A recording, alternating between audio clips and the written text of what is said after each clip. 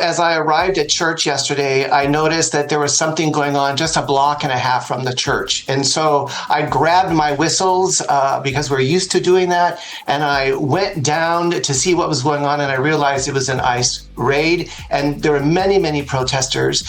So I joined the protesting. And before I knew it, I saw ICE agents circling a young woman who appeared to be Hispanic. And so I approached her, and we were at that point chanting, "We are not afraid. We are not afraid. Go out of our state. We are not afraid." And I said to this ICE agent, "Take me. Stop harassing her. Take me." The agent came, got in my face, pointed a gun at me, and said, "Are you afraid now?" To which I said, "I am not afraid."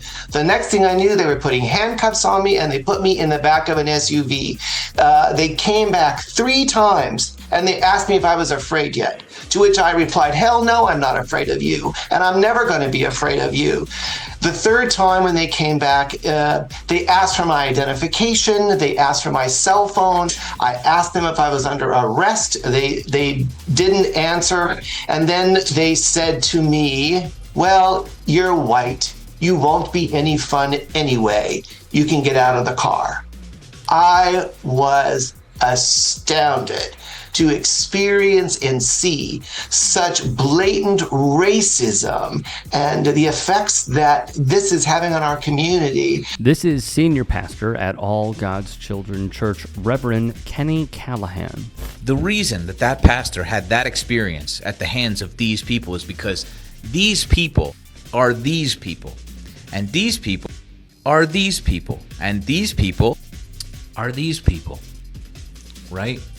You get it? The reason, conservatives, that you're not seeing the Proud Boys or Patriot Front or the Oath Keepers or 3%ers, the people that besmirch your good name, the racists who you get lumped in with all the time, the reason why these people are not showing up at these protests is because they're already there. So, MAGA conservatives, good Christian boys and girls, hearing that pastor's story, if you listen to that and side with the people who brutalized him and not a Christian pastor who you listen to every Sunday, I don't know what to tell you, man. This is exactly what we've been saying. And also exactly how I personally feel. Shout out to Good Trouble on TikTok. Like, what happened to the Proud Boys and all of those, like, white supremacist militias? You notice that they all kind of disappeared? What happened to all the people that were a part of the, like, January 6th Capitol insurrection, all those white supremacist groups? Where do you think they went? Because these are the right questions being asked. Here's the thing. ICE lowered their standards so much that they are accepting, get this, recent high school graduates, some of whom can barely read or write. In addition, there are people who lack basic fitness, and some have criminal charges pending. A source within DHS would tell the Mail's Sean Cohen, "We have people failing open book tests, and we have folks that can barely read or write English. We even had a 469-pound man sent to the academy whose own doctor certified him not at all fit for any physical activity." Another embarrassing moment. One recruit asked if they could be dismissed from class so he could go to court on a related gun charge. This is who they are hiring to fill those quotas. Cohen would also report other recruits were even discovered to have tattoos associated with gangs and white supremacists when they stripped off their shirts during workouts. Hey, I appreciate you watching.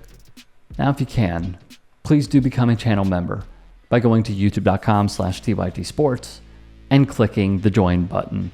If that's too much for you, you can just go to tyt.com/join to become a member. It helps all of us out here at the Young Turks and keeps our network afloat. In addition, you could follow me on my socials on Twitter, Instagram, and TikTok. Appreciate the love. Have a great day.